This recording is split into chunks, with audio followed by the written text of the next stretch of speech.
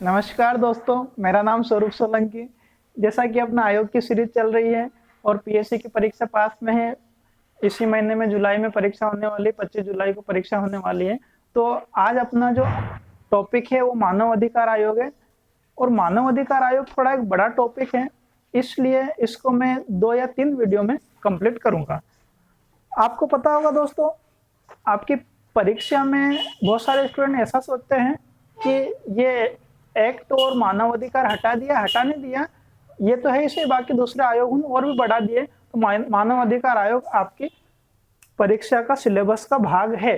तो देखिए, हमारा टॉपिक है मानव अधिकार। मानव अधिकार आयोग।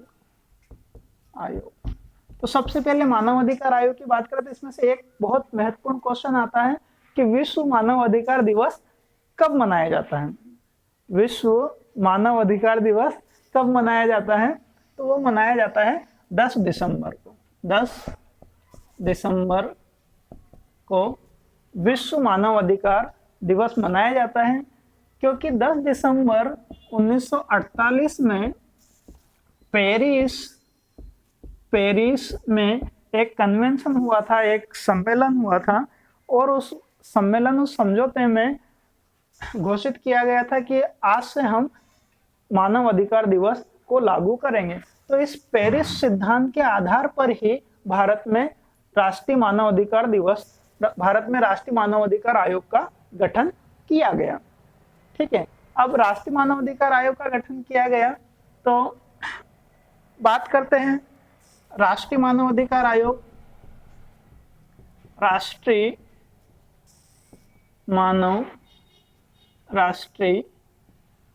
मानव अधिकार आयोग।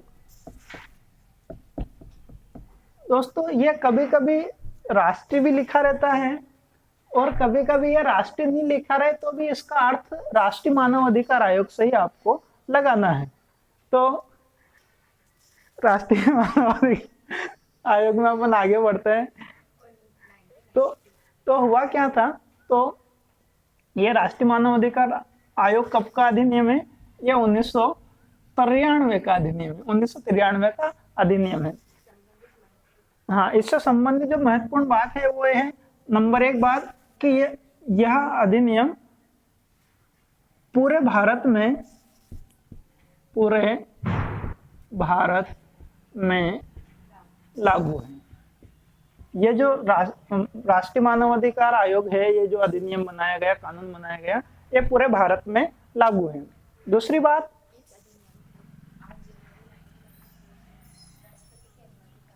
बात इसे 8 जनवरी 1994 को राष्ट्रपति की अनुमति प्राप्त हुई। लेकिन यह अधिनियम 1993 से लागू हो गया था। यह अधिनियम 28 सितंबर 1993 से राष्ट्रपति के अध्यादेश के द्वारा लागू हो गया था। से अध्यादेश द्वारा लागू हो गया था। और अध्यादेश भारतीय संविधान के किस आर्टिकल में अध्यादेश का वर्णन है? आर्टिकल 1, 2, 3 में, 193 में अध्यादेश का वर्णन है। फिर उसके बाद में आगे बात करें तो यह अधिनियम कितने भागों में और कितनी धाराओं में बटा हुआ है? तो इस अधिनियम में 8 अध्याय है, 8 अध्याय, और इसमें 43 धारा है। 43 इसमें धारा है। यह अधिनियम 8 अध्याय और 43 सेक्शंस में बटा हुआ है। फिर आगे बात करें तो राष्ट्रीय मानव अधिकार आयोग के प्रथम अध्यक्ष कौन थे? तो उनका नाम था, मैं यहीं लिख देता हूँ, राष्ट्रीय मानव अधिकार आयोग के नीचे दिख तो रहा है ना, राष्ट्रीय मानव अधिकार आयोग के प्रथम अध्यक्ष ये कौन थे? ये श्री रंगनाथ मिश्र थे। श्री रंगनाथ मिश्र। और वर्तमान में जो है वर्तमान में है। अध्यक्ष उनका नाम है श्री H.L. दत्तू, ये वर्तमान में इसके अध्यक्ष हैं। ठीक है दोस्तों, इसका स्क्रीनशॉट लीजिए, फिर आगे बढ़ते हैं। इसमें अब देखो, इसमें अपन ने क्या पढ़ा कि यह अधिनियम 8 अध्याय और 43 धाराओं में है, तो अपन इसके एक एक अध्याय करके पूरे 8 अध्याय पढ़ेंगे और 43 धारा तक पहुंचेंगे। ठीक है, तो स्टार्ट करते हैं। अध्याय 1।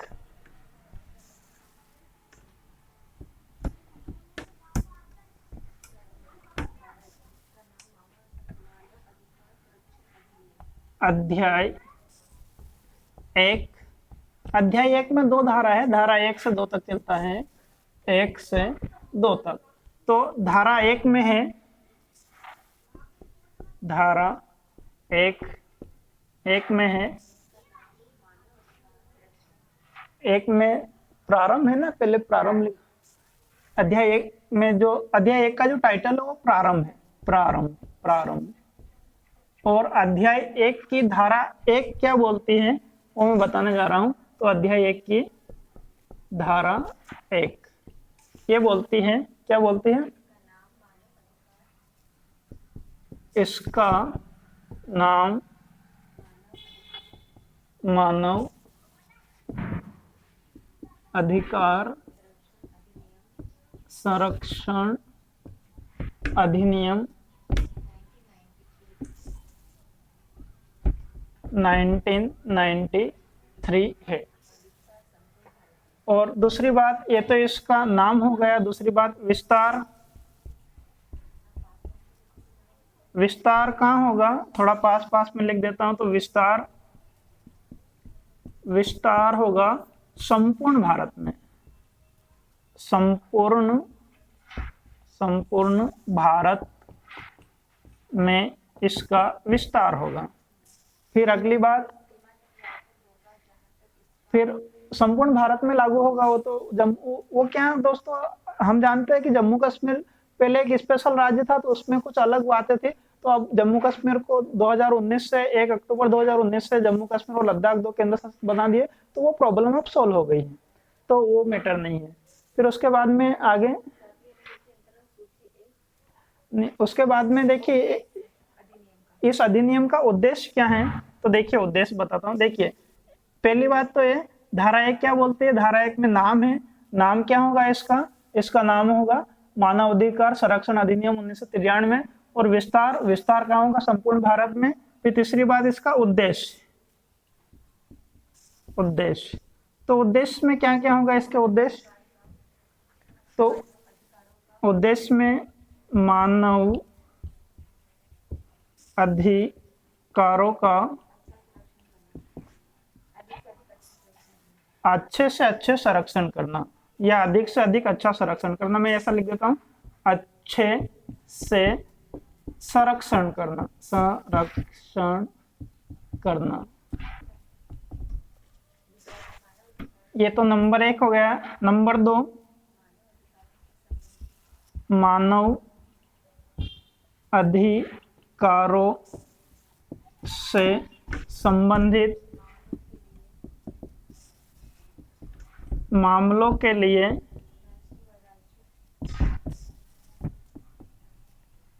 राष्ट्रीय व राज्य मानव अधिकार आयोग का प्रावधान करना। फिर उसके बाद में, ये तो धारा 1 हो गई। देखिए धारा 1 में 3 बात याद रखेंगे। नाम होगा मानव अधिकार संरक्षण अधिनियम 1993 में। विस्तार होगा संपूर्ण भारत में। और इसका उद्देश्य में 3 बातें याद रखनी है आपको। 3 बात याद रखनी है।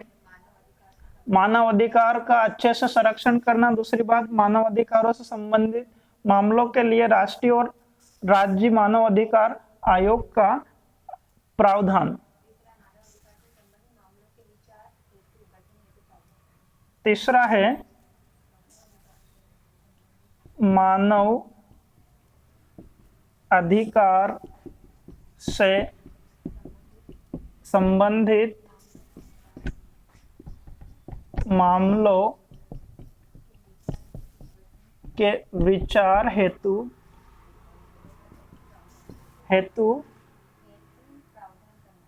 हेतु गठन का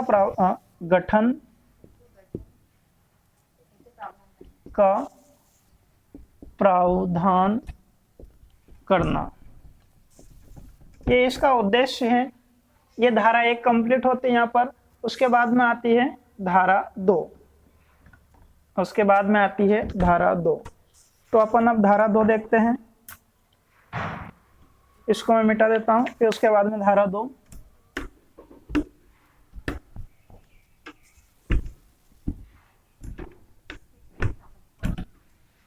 तो दोस्तों धारा 2 बड़ी है। धारा 2 में परिभाषा है, और ये बड़ी धारा है। इसमें धारा 2A, 2B, 2C ऐसे करके 2N तक जाती है, 2N तक। ठीक है, तो अपन उसको अभी चुटकियों में याद कर लेंगे, उसकी चिंता मत करो। अपन फटाफट इसको देखते हैं। तो देखिए, धारा 2 में है परिभाषा। तो परिभाषा में किसकी परिभाषा, तो अपन सबसे पहले देखते हैं। 2A बोल दो या 2 का बोल दो, बात एक ही है। 2A बोल दो या 2 का बोल दो, तो अपन ABC चलने देंगे, क्योंकि अंग्रेजी में भी ABC लिखा हुआ रहता है। तो इसमें है धारा 2A में सशस्त्र बल। तो इसमें क्या क्या आते हैं सशस्त्र बल में? तो इसमें आते हैं नंबर 1 नौसेना, नंबर 2 थल सेना, हाँ सही, थल सेना। नंबर 3 वायुसेना, और नंबर 4 संघ सरकार के अन्य सशस्त्र बल।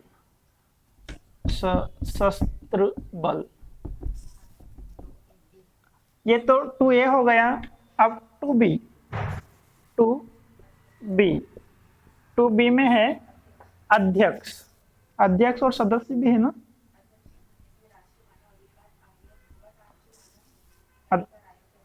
अध्यक्ष धारा 2B में आता है। अध्यक्ष में कौन कौन आता है? तो राष्ट्रीय मानव अधिकार आयोग एवं राज्य मानव अधिकार आयोग एवं राज्य मानव अधिकार आयोग के अध्यक्ष आते हैं। फिर उसके बाद में इस पेन में इंक खत्म हो रही है शायद, तो मैं अब दूसरा पेन ले लेता हूँ। वो तो दूसरा पेन है अपने पास में, जब तक इसमें इंक आ जाएगी। हाँ, तो धारा 2C में है आयोग की संरचना। आयोग से तात्पर्य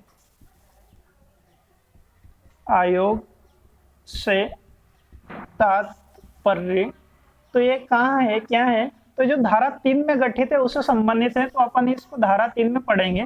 धारा 3 में पढ़ेंगे। फिर आता है 2D। हाँ,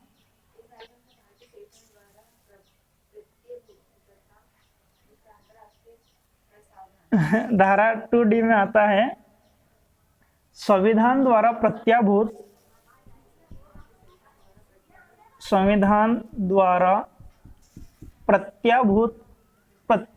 का मतलब होता है गारंटेड।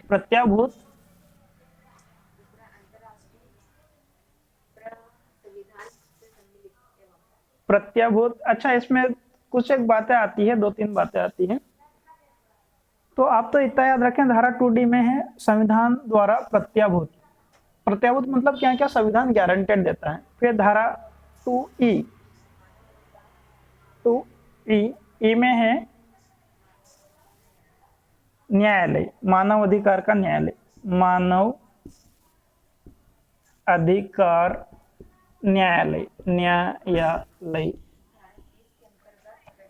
इसमें क्या आता है, तो इस न्यायालय को पढ़ेंगे हम इसी आर्टिकल, इसी अध्याय के धारा, ये जो मानव अधिकार आयोग है इसी आयोग की धारा 30 में पढ़ेंगे, इसको धारा 30 में पढ़ेंगे। तो दोस्तों अब जगह कम लग रही है इसलिए मैं इसको मिटा रहा हूं। आगे बढ़ते हैं। धारा 2F, धारा 2F,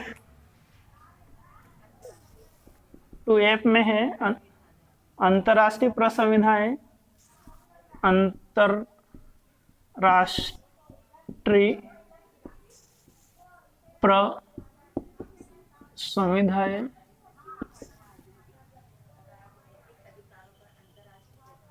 चलो इसमें इतना याद रखेंगे तो आपको ज्यादा नहीं, केवल इसका टाइटल ही पूछा जाता है। फिर उसके बाद में आती है धारा 2F के बाद में G, 2G में आता है सदस्य। तो ये सदस्य भी अपन पढ़ेंगे आगे, तो उसमें आ जाएंगे। राष्ट्रीय मानव अधिकार में क्या होता है कि एक अध्यक्ष होता है और उसके बाद में 7-8 सदस्य होते हैं, वो अपन उसमें पढ़ेंगे, पूरा पढ़ेंगे, कंप्लीट पढ़ेंगे। फिर उसके बाद में आता है धारा 2H, 2H में है अल्पसंख्यकों के लिए राष्ट्रीय आयोग। फिर उसके बाद में आता है